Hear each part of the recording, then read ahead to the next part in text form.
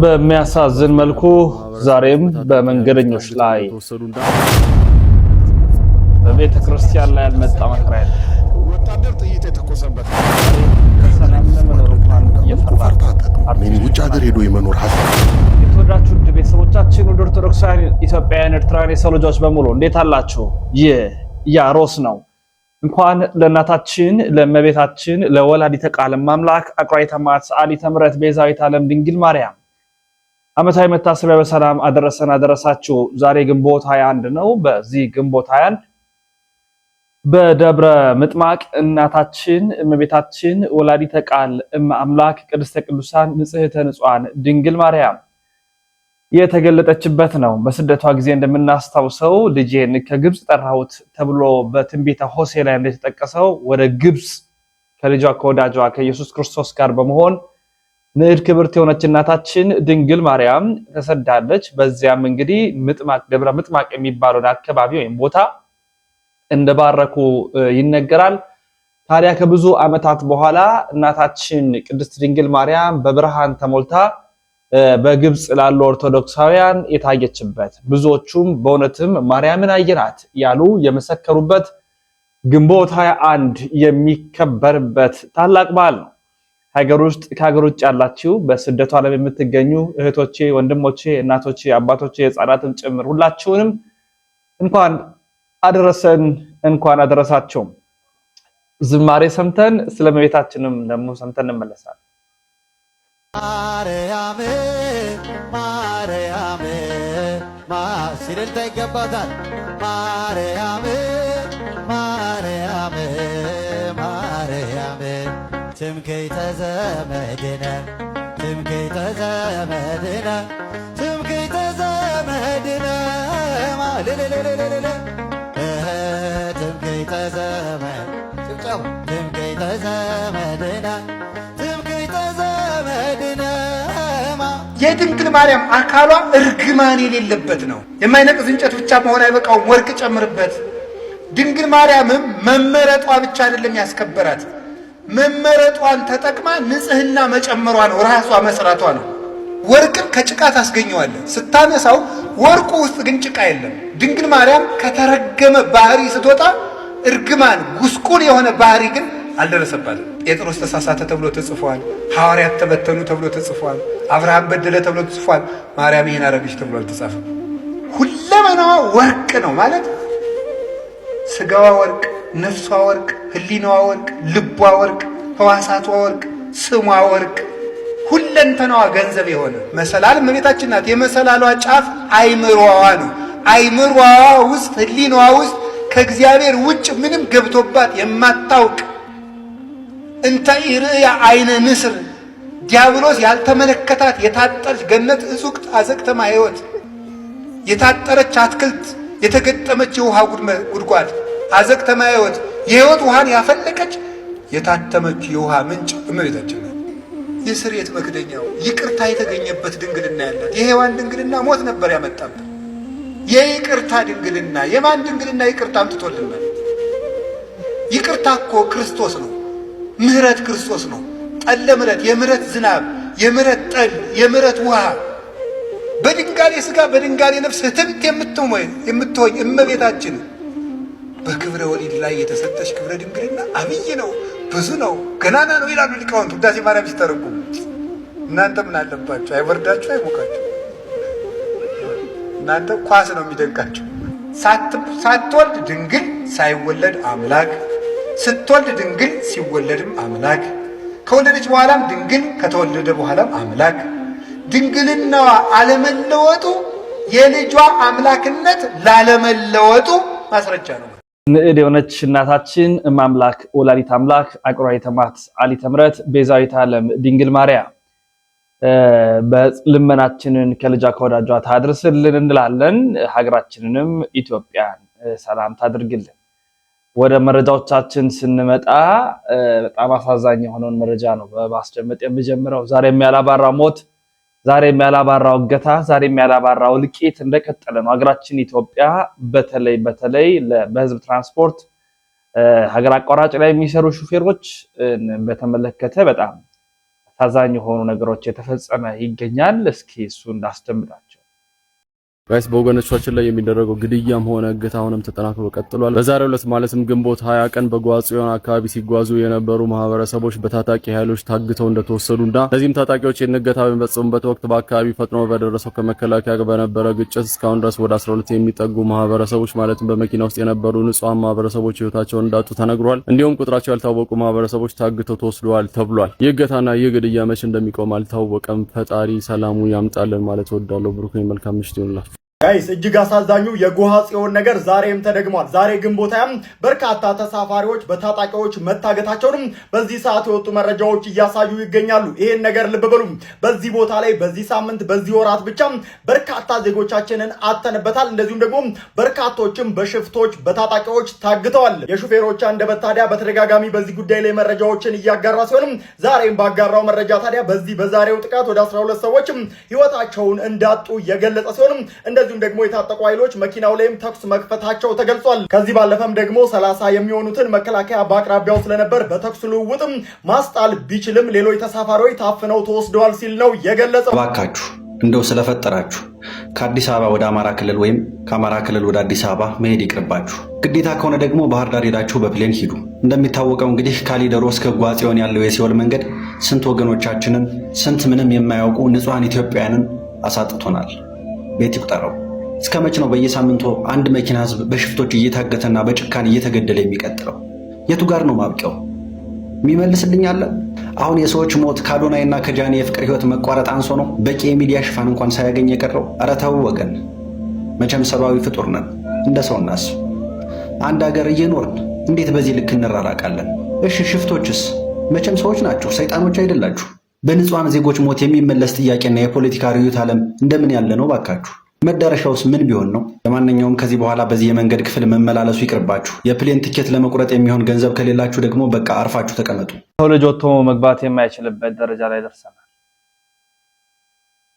አትግደሉን ይላል አንድ ሹፌር። ባካችሁ አትግደሉን፣ እንኑርበት፣ ለልጆቻችን እንኑር፣ ለቤተሰባችን እንኑር፣ ለሀገራችን እንኑር። ባካችሁ አትግደሉን ይላሉ ሹፌሮች። ተሳፋሪውም አሁን ድሮ የሚፈራው አደጋ ነበር። መንገዱ አስፈሪ ነው፣ ይሄ መንገድ ምናልባት ለአደጋ ቅርብ ነው የሚል ነበር ድሮ ስጋቱ። ሹፌሩ አስተማማኝ ነው ወይስ አይደለም? መኪናው በደንብ ተፈትሿል ወይስ አልተፈተሸም ነበር ጥያቄ። አሁን ጥያቄው ተገልብጦ እንታገታለን ወይስ አንታገትም? ይገሉናል ወይስ አይገሉንም? ይወስዱናል ወይስ አይወስዱንም? የትኛው መንገድ ይሆን ሰላም? በየትኛው ሰዓትስ እንነሳ የሚል ሆኗል። ይሄ ኢትዮጵያ ውስጥ ነው ያለው። ኢትዮጵያ ውስጥ ይሄው ሹፌሮች አንደበት የሚል የፌስቡክ ገጽ አለ፣ ገብታችሁ ተከታተሉ። በየጊዜው የሚለቁት እጅግ አሳዛኝ። አሁንም እንደዛ 12 ሰዎች ሞቱ ይላል። በኦሮሚያ ክልል ጎሃ ጽዮንና ቱሉ ሚልኪ መካከል የታጠቁ ወንበዴዎች ሁለት ታታ ህዝብ ጫኝ መኪና ተኩስ ተከፍተው ተሳፋሪዎችን አፍነው ወስደው 30 የሚሆኑትን መከላከያ ማስጣል ቢችልም 12ቱ እንደተገደሉ ሌሎችን ደግሞ እንዳገቱ ታውቋል። ምን እንላለን? እንጸልያለን። ወንድማችን አርቲስቱ በህይወቴ ስደትን ተመኝቼ ራሴና ቤተሰቤን ለመጠበቅ መሳሪያም ልግዛ ብዬ አስቤ አላውቅም። አሁን ግን ሁለቱንም እፈልጋለሁ ይላል። እንደ ሀገር ኤግዚስት ማድረግ ላይ ምናምን እኮ ፈርታ አታውቅም። እኔ ውጭ ሀገር ሄዶ የመኖር ሀሳብ በፍጹም ኖሮኝ አያውቅም። እኔ ፎር ዘ ፈርስት ታይም ልጆቼ ሴፍ ናቸው እዚህ መኖራቸው ምናምን ማለት ጀመርኩኝ። ይሄ የኢንሴኪዩሪቲ በጣም ከባድ ነው። የሆነ ሰው ድንገት መጥቶ ሊገልህ እንደሚችል ማወቅ፣ የሆነ የመንግስት አካል ህግ እንደማያስጥልህ መሰማት መጀመር በጣም አደገኛ ነገር ነው። ለመጀመሪያ ጊዜ ሽጉጥ ያስፈልገኛል ብዬ አሰብኩኝ። ከዛ ሽጉጥ ጊዜ ከዛ ወዳጆችን በሙሉ ስጠይቅ ሁሉም አላቸው። ስለዚህ እንዴ እናንተናስ ምናምን ስል ሁሉም ወጣቱ ምኑም አለው። ስለዚህ ከፍ ያለው የክላሽ ነው የሚያስፈልገኝ ማለት ነው። 4 ሆኖ ከመጡ ሁሉም ሽጉጥ ከያዙ እንዴት ይሆናል? በፊት ወደ ላይ ተኩሰው እኮ ለማባረር ነው አይደል? አይሆንማ። ክላሽም ካላችሁ እንግዲህ መትረየስ ልትል ነው ምናምን አይነት ነገር እና ብቻ መንግስት ልትሆን እኮ ነው። እና ያ አይነት ኢንሴኩሪቲ አለ። እሱ በጣም አደገኛ ነገር ነው። በጣም አደገኛ ነገር ነው። አዎ። እና የምትናገረውን ነገር ያሳንስብሃል። ለምሳሌ እንደ ጸሐፊም እንደ አርት ውስጥ እንዳለ ሰው የሆነ ነገር ልትል ይልና ያንስብሃል። ያለው ከፊት ያለው አደጋ በጣም የሚያስደነግጥ ነው። አይቶ እንዳላይ የምናልፍበት መንገድ በጣም ያስደነግጣል። ከዛ አይ መቼም አይሆንም የምትለው ነገር በ15 ቀን ይሆናል። እንዴ ካኒው ማጅን ህወሓት ከመቀሌ መጥቶ እዚህ ደብረ ሲና ነበር እኮ ከሆነ ጊዜ በፊት በጣም የሆነ ቲቪ ሲሪየስ ላይ ራሱ ብትል ሊፈጠር በማይችልበት የፕሎት ፕሮግሬስ ነው እየሄደ ያለው። ይሄ እኮ በፊት ይሄ ምንድነው እኛ ሀገር ምን ይላሉ መሰለህ? አሁን ጅቡቲዎቹ ሶማሌዎቹ ምናምን ችኮ ናቸው ይላሉ። ይሄ አጉልልህኛ ናቸው ይላሉ። ኢትዮ ኤርትራ ጦርነት ጊዜ ለ10 ደቂቃ ተኩስ ከተለዋወጡ ኢንታውዘንስ ይሞታል ሰው ወታደር ምናምን።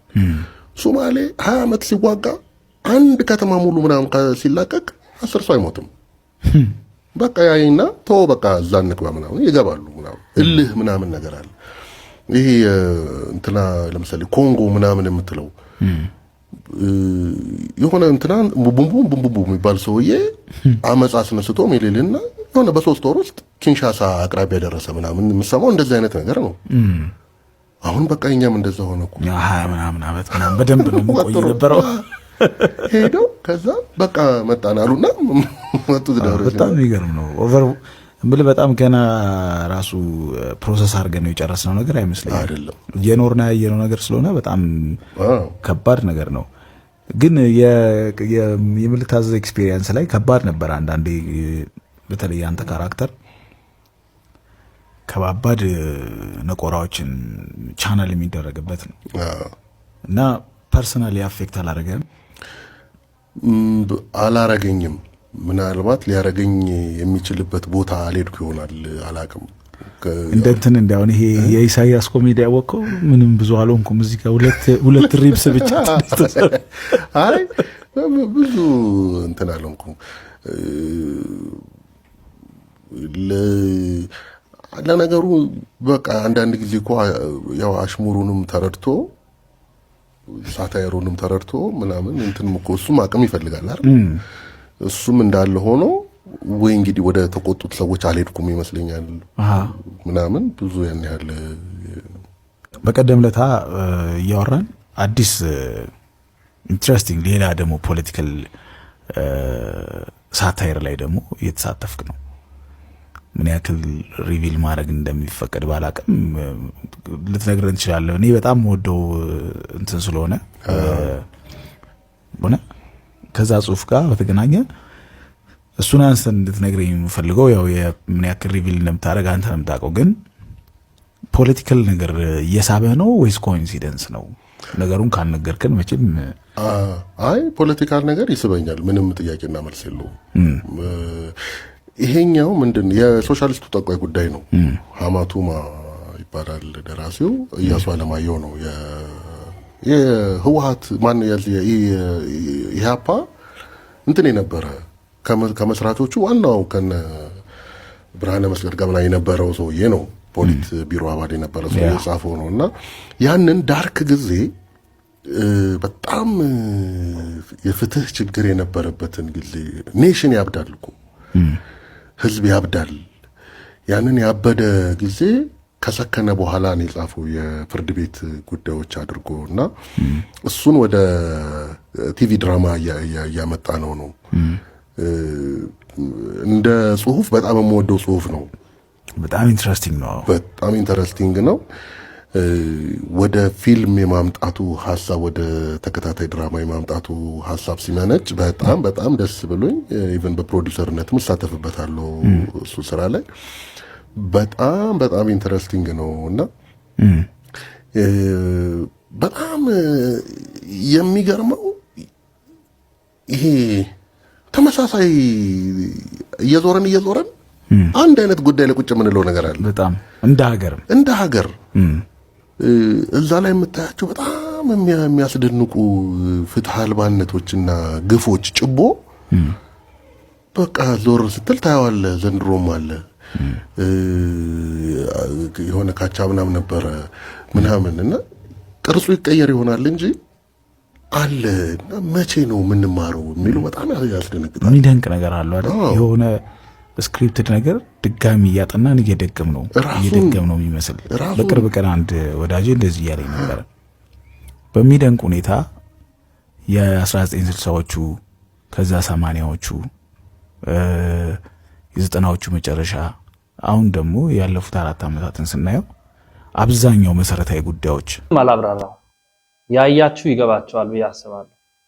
ምንም አይነት ማብራራት አይጠበቅብንም።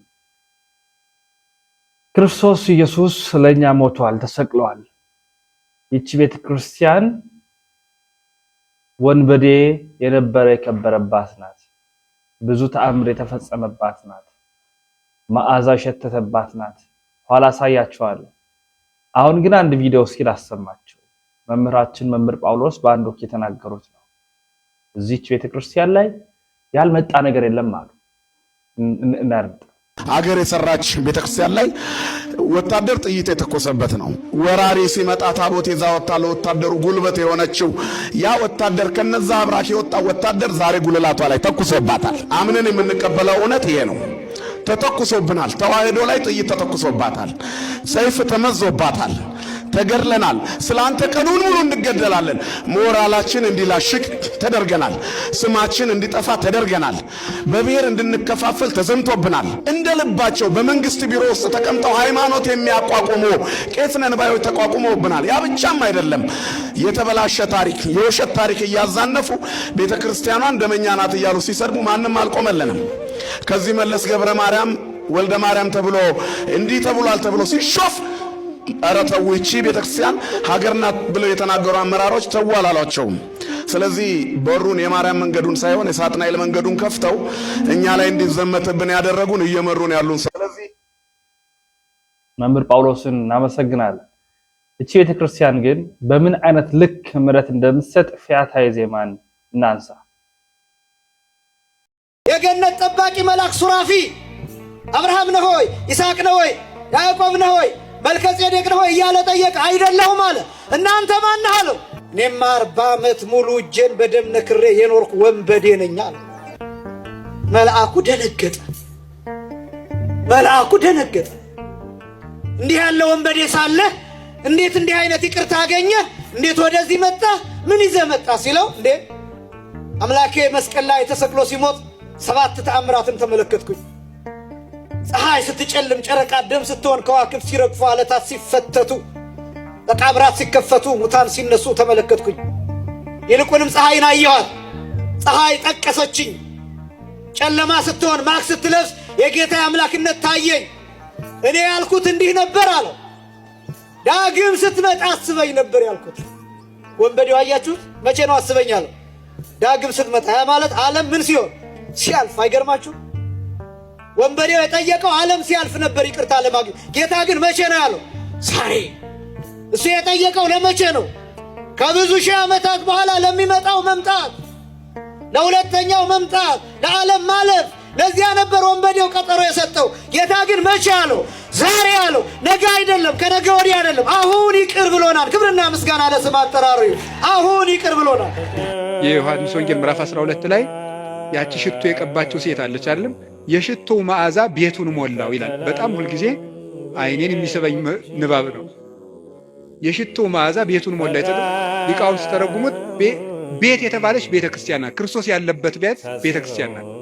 ክርስቶስ ያለበትን ቤት ያቺ ሴት ያመጣችው ሽቱ ሞላው ማለት ምን ማለት ይመስላችኋል? የአንዲት ንስሐ የገባች ነፍስ ዝናዋ፣ ስነ ምግባሯ ቤተክርስቲያንን ሞላ። አሳዳጁን ጳውሎስ አይደለም እንዴ ተነስተን ቅዳሴ ላይ ቅዱስ ሐዋርያ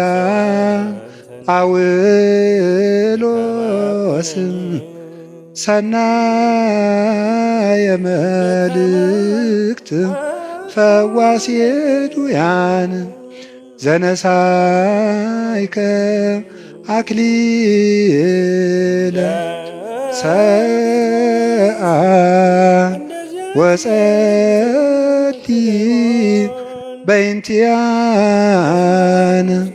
ያድኅን ነፍሳተነ በብዛ ሳህሉ ወምሕረቱ በእንተ ስሙ ቅዱስ የሚባለው እኮ አሳዳጁ ጳውሎስም የዚያች ሴት ሽቶ ቤቱን ሞላው ማለት ንስሐ የገባች ነፍስ መዓዛ ቤተ ክርስቲያንን ይሞላል። ተዘከረን ሳይባል ቅዳሴ ተቀድሶ ያውቃል? ሰምታችኋል? ይቀደሳል ነው አትሰሙ? ተዘከረን ሳይባል ቅዳሴ ያልቃል? ስለዚህ የዚህ ወንበዴ መዓዛ ቤተ ክርስቲያንን አልሞላትም? ሞልቷታል፣ ሞልቷታል። በቀኝ በከመ ተዘከርኮ ለፈያታዊ ዘየማን በቀኝ የተሰቀለውን ወንበዴ እንዳሰብከው እኔንም አስበኝ። ሁልጊዜ የዚህ ወንበዴ መዓዛ ቤተ ክርስቲያንን ሞላት፣ ክርስቶስን ስለለበሰ።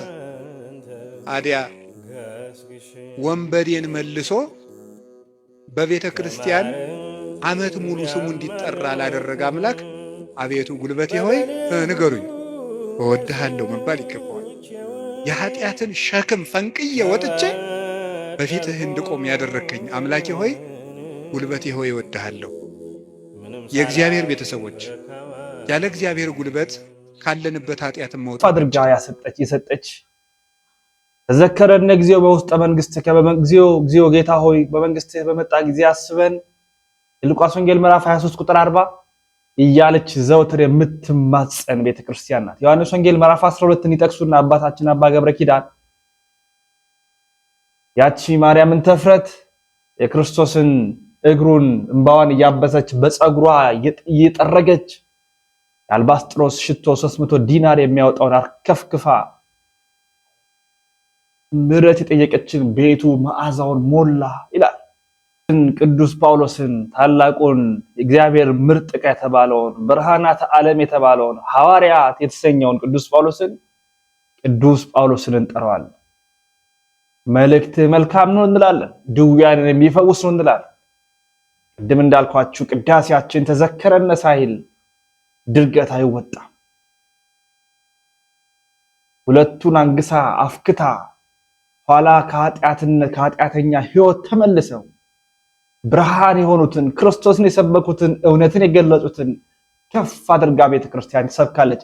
የትህትን እግዚአብሔር እግር አጠበ ብላ ትህትናን የምታስተምር ቤተክርስቲያን ወንበዴውንም ተቀብላ እኛ ኃጢአተኞችንም ተቀብላ ከፍ አድርጋ ህብረታዊት በሆነች ማዕቀፍ ውስጥ የምታስቀምጠን። ማናችንም ንጹህ አይደለም፣ ማናችንም። እግዚአብሔር እሱ ግን እኛን ያነጻናል። በዚህ እናምናለን፣ እንታመናለን። ስለዚህ እግዚአብሔር ጋር መጥቼ ንጹህ ሆኛ ሆናለሁ አትበሉ፣ ወይ ንጹህ ሆኜ እመጣለሁ አትበሉ። ኑ እሱ እግዚአብሔር ንጹህ አድርጎ ይፈልሳቸዋል እንጂ እግዚአብሔር እኛ ንጹህ አድርጎ ይመልሰናል። ባለንበት ቦታ ሁሉ ጌታ ኢየሱስ ክርስቶስ ሆይ ማረን እንበል። በቃ ምንም ኃጢአት ውስጥ ብንሆን አንተ መሐሪ ነህ እንበል። ብዙ ኃጢአት ባለችበት የእግዚአብሔር ጽድቅ ትበዛለች ይላል ቅዱስ ኤፍሬም። እግዚአብሔር መሐሪ ነው። እሱ እግዚአብሔር አሻጋሪያችን። ድጋሚ አንድ መልእክት እንካታ ዳና ተዳዳሪ የምንለው ሰው ቡትቶ የለበሰው እሱ ሊሆን ይችላል። እኔና እናንተን የሚጠብቀን አንዳንዶቻችን በእኛ ጸሎት ብቻ፣ በእኛ አገልግሎት ብቻ፣ በእኛ እውቀት፣ በእኛ ብቃት፣ በእኛ ወንጌል፣ በእኛ ቅዳሴ፣ በእኛ ስርዓት፣ በእኛ ጸሎት፣ በእኛ ማህሌት፣ በእኛ ሰዓታት ብቻ ሀገር የምትኖር ቤተክርስቲያን የጸናች የሚመስለን የምንመካ በጣም ብዙዎች ነው። ሀገርን የሚጠብቀው ማን እንደሆነ አናውቀው። የትኛው ሰው እንደሆነ አናውቀው። ስጋው ደግሞ የሚለወጠው በማን እንደሆነ አናውቅም። በነገራችን ህብስትና ወይን ወደ ስጋነትና ወደ ደምነት የሚለወጠው በካህኑ ጸሎት ብቻ አይደለም፣ በሚመናኑም ጸሎት ነው። አሜን በሚሉት ቆመው በሚያስቀድሱት በሚታዩትም በማይታዩትም በር ላይ በቆመችዋ ወርሃዊ ልማድ ላይ በሆነችዋ ሴት ጸሎትም ጭምር ሊሆን ይችላል ስጋው ደግሞ የሚለወጠው። ቤተክርስቲያኑን ከፍቶ ገብቶ ደውሎ ሰዓታቱን አብ ወልድ ብሎ ያደረሰው ስቡ ብሎ የቆመው መሪጌታ ብቻ ላይሆን ይችላል። ውጭ ሁና አብራ ገብታ ቤተክርስቲያኑ እስኪከፈት ድረስ በር ላይ እየጠበቀች የነበረችዋ ባልቴት እሷ ልትሆን ትችላለች። አናውቀው።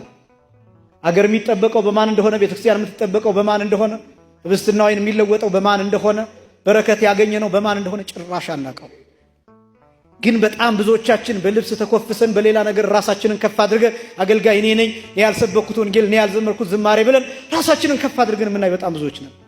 ቤተክርስቲያን ስለተመላለስን በጣም ብዙ ገዳማትን ስለሄድንም በቃ እኛንን እኮ አገሪቱን የያዝናት ብሎ የሚያስብ ሰው አለ። ምስኪን ሰው አለ፣ ራሱን ከፍ አድርጎ የሚመለከት አናውቀውም። የትኛው ጎዳና ተዳዳሪ የምንለው ሰው ቡትቶ የለበሰው እሱ ሊሆን ይችላል እኔና እናንተን የሚጠብቀን። መኪና ውስጥ ሆናችሁ እጁን ለልመና ይዘረጋላችሁ ሰው፣ ሳንቲም የጠየቃችሁ እሱ በጸሎቱ የሚጠብቃችሁ ሰው ሊሆን ይችላል። እናንተ በቁራሽ እንጀራ እግዚአብሔር ይስጣችሁ ብሏችሁ የሄደው ሰው ቁራሽ እንጀራ የተዘከራችሁት እሱ እናንተን በጸሎት የሚጠብቅ ሰው ሊሆን ይችላል። አናውቀውም የትኛው ሰው እንደሆነ። ስጋው ደሙ የሚለወጠው በማን እንደሆነ አናውቅም። በዚህ ደረጃ ናት ቤተክርስቲያን የምታስተምረው። በዚህ ደረጃ ነው ክርስቶስን የምትሰብከው። በዚህ ደረጃ ነው ወንጌልን የምትገልጠው፣ እውነትን የምትሰብከው። ወደ ቀጣይ መረጃችን ስናመራ ወደ መምህራኖቻችን እንምጣ። እንግዲህ መምህራችን መምህር ዶክተር ዘሪሁን ሙላት በቦሌ መድኃኔዓለም ላይ እያስተላለፉት ያሉትን መልእክት በተመለከተ በጣም በዛና በዚህ ግብ የተፈጠረ ነው። እስኪ እናድርግ። የምንባርከው የበረከት ጽዋ ከክርስቶስ ደም ጋር ህብረት ያለው አይደለምን? ምን ያለው ነው ያለው? ህብረት እኮ ነው። አንድ ነው አላለም፣ ግን ምን አለው አለ? ህብረት አለው አለ። የምንተባበርበት ማለት ነው። እኛ በህብረት እዚህ ጋር ተሰብስበን የምንቆርሰው ማዕድ ክርስትናችንን ይገልጸዋል። በቤተ መቅደስ የምንበላው የምንጠጣው ስጋው ደግሞ አለ፣ ከሱ ጋር ያስተባብረናል። ይሄኛው ማህበራችን ከንቱ ማህበር አይደለም። በውጪ ከቤተ መቅደስ ውጪ ከቅዳሴ በኋላ በደቸ ሰላም በዛቲ ቦታ በሰንበቴ ቤት በፍቅር ማህበር የምንበላው ዝም ብለን ከሜዳ ላይ ያመጣ ነው ታሪክ አይደለም። ከየት የሚቀጥል ነው? ቤተ መቅደስ ውስጥ መስዋዕቱን የተቀበልን ስጋውን የበላን ደሙን የጠጣን ሰዎች ተሰብስበን የምንካፈለው ነው። ከዛ ጋር ህብረት እናገኝበታለን። ታዲያ ሰዎች ግራ የገባቸው እዚህ ጋር የተነገረው ቀጥታ ስጋውና ደሙ ነው ማለታቸው ነው። መጽሐፍም ተርጓሚያንም አላሉትም፣ አንድምታውም አላለም። በጌታ ከኛ ውጭ ያሉት ታቦት የላቸው የሚል ነገር ይነሳል። እንዲህ ያሉ ቃላት ስንጠቀም በጣም ጥንቃቄ ይፈልጋል። አግናጢዮስ እያለን ያለ መሰዊያው አንድ ነው፣ ክርስቶስም አንድ ነው፣ ቤተ መቅደሱም አንድ ነው፣ ቁርባኑም ወደ አንድ ወደ ክርስቶስ የሚሄዱ ናቸው ይላል ሲያስቀምጥ። ስድስቱም እህት አብያተ ክርስቲያናት ታቦት አለን? አዎ አለን። ምን ማለቴ ነው ሳብራራው? መሰዊያ አለን ማለት ነው። ሰሌዳ፣ ማዕድ፣ ጠረጴዛ የሚሉ ቃላት በውስጥ አዋቂነት ቅድስናቸውን፣ ክብራቸውን የክርስቶስ ደም የሚፈስባቸው መሆኑን በማሰብ ሊሆን ይገባል። ጥንቃቄ ማድረግ ይገባል። እነሱ ታቦት የላቸውም ማለት በሌላ ቋንቋ መሰዊያ የላቸውም ወደሚል ትምህርት ይወስደናል። ቤተክርስቲያን ያለን ሰዎች የኛ ምእመን ስነ ልቦናውን መረዳት ያስፈልጋል። አንድ ሁለተኛ የሚሰማን በተለይ ሚዲያ ላይ የሚሰማን ማህበረሰብ በተለያየ አቅም ላይ ያለ ነው። መንፈሳዊ ዕውቀቱ ይነስም ይብዛም እኩል አይደለም። ስለዚህ ይሄን በደንብ መረዳት። ሁለተኛ ደግሞ ለመናፍቃን ክፍተት በሚሰጥ መልኩ ንግግሮችን ማድረግ መጠንቀቅ አለብን ብዬ አስባለሁ። ያንን እነሱ የሚገለገሉበትን ታቦት ይሁን መሰዊያን በሉ ልክ እንደኛ ኤጲስቆጶስ ካልባረከው ወደ አገልግሎት መግባት አይችልም። የገለጡበት መንገድና እኛም የመጣንበት ኦሪትንም ይዘን የተቀበልን ባህልንም ይዘን የመጣን በመሆናችን የገለጥንበት መንገድ ልዩ ልዩ መሰለ እንጂ ያ ግን ልዩነት አለው ማለት አይደለም። ከእህት አብያተ ክርስቲያናት ውጪ ያሉ ተዋህዶን የማይቀበሉ ፍጹም ርትዕት የሆነ የክርስቶስን አንድ አካል አንድ ባህሪ ብለው የማያምኑ እኮ እንሰዋለን እያሉ እኮ የቁርባን ስርዓት ያደርጋሉ። ግን ቁርባናቸው አማናዊ አይደለም። ታቦት የላቸውም የሚለው ብዙዎች ስንሆን አንድ እንጀራ ነው የምንቀምሰው የምንቆርሰው። አንደኛ ቆሮንቶስ ምዕራፍ 10 ላይ ቁጥር 16 ላይ ተቀመጠ። አንድ ጽዋ ስንጠጣ እሱ የክርስቶስ ደም ጋር ህብረት የለውምን? የምንጠጣው ያ ጽዋ የምንቆርሰው ያ ህብስት ከክርስቶስ ስጋና ደም ጋር አንድ አይደለምን? አንዱን ህብስት ስንቆርስ አንዱን ደም ስንቀዳ እነሆ ብዙዎች ስንሆን ከዚህ ህብረት ጋር አንድ አንሆንምን? ይላል ቅዱስ ጳውሎስ። የክርስቶስን ስጋ ደም ስንቀበል ብዙ ብንሆን በሚሊዮን የምንቆጠር ስንሆን እኛ ግን አንድ ነን። በማን? በክርስቶስ። ምን አገናኘን? ደሙና ስጋ።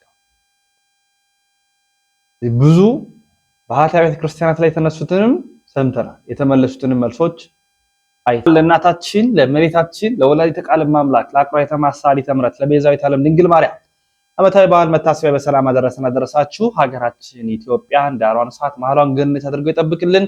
በስደቷ ለምትገኙቶች ወንድሞቼ፣ እናቶቼ፣ አባቶቼ ሁላችሁንም ባላችሁበት ቦታ እግዚአብሔር ይጠብቃችሁ እንላለን። ላይፍ ላይ ማታ 3 ሰዓት በቲክቶክ ገጻችን እንገናኝ። ብዙ ሀሳቦችን እናነሳለን። ሰነቆይተናል።